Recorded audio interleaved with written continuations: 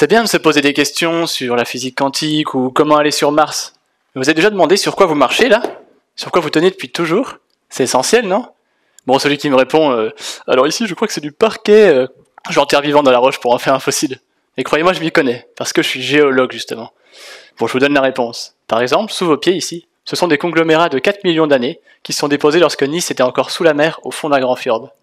Mais bref, passons. Ce qui m'intéresse, c'est pas vraiment la surface. C'est si je vous emmène plus en profondeur. Car plus nous allons en profondeur, dans la croûte terrestre, plus la pression et la température augmentent, jusqu'à atteindre assez vite des valeurs de 1000 degrés et de 12 mégapascals. En gros, l'équivalent de vous retrouver dans un immense four avec 15 km de voiture empilés sur votre tête. Pas très agréable. Et les roches, qui sont solides en surface, à ces conditions deviennent molles et peuvent être plissées, comprimées, étirées. Vous imaginez là, ramasser un caillou par terre et pouvoir l'étirer comme de la pâte à modeler? Eh bien, c'est exactement les phénomènes que j'observe afin de mieux décrire les structures que cela crée dans la croûte terrestre. Bon là, vous vous dites, il est bien gentil de nous parler des conditions en profondeur, mais il est incapable d'aller observer tout ça. Alors, oui, c'est vrai. C'est assez ironique de décrire des choses qu'on verra jamais, mais au moins c'est pratique. Si je fais des erreurs, personne n'ira vérifier.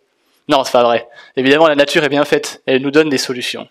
Il existe des roches, appelées roches métamorphiques, qui lors de mouvements tectoniques vont passer de la profondeur à la surface, tout en ayant enregistré ce qui s'est passé en profondeur.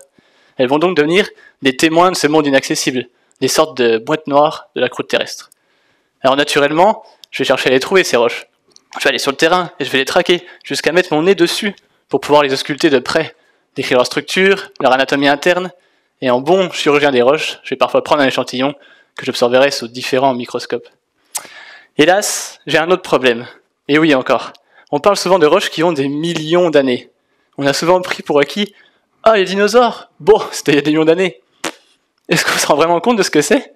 Si on ramène l'histoire de la Terre à une journée de 24 heures, l'arrivée de l'homme moderne, ce qu'on connaît à peu près, se fait à 23h59 et 58 secondes. On représente que 2 secondes. C'est fou, non? Nous, les géologues, on travaille sur les 23 dernières heures. Par exemple, moi, mes roches, elles sont datées entre 19h et 20h. Ça fait 1 heure, par rapport à 2 secondes d'homme qu'on trouve déjà très longues. Et puis, mes roches, elles m'attendent depuis 19h. Moi, j'arrive qu'à minuit. Il va falloir que j'arrive à leur faire dire ce qui s'est passé au début de la soirée.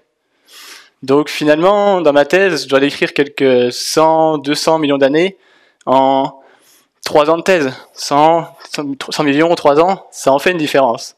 Alors avec tout ça, je dois savoir jouer avec les échelles, faire le tri et tirer l'essentiel. Un petit peu comme quand je dois vous résumer 2600 heures de thèse en 180 secondes. Merci.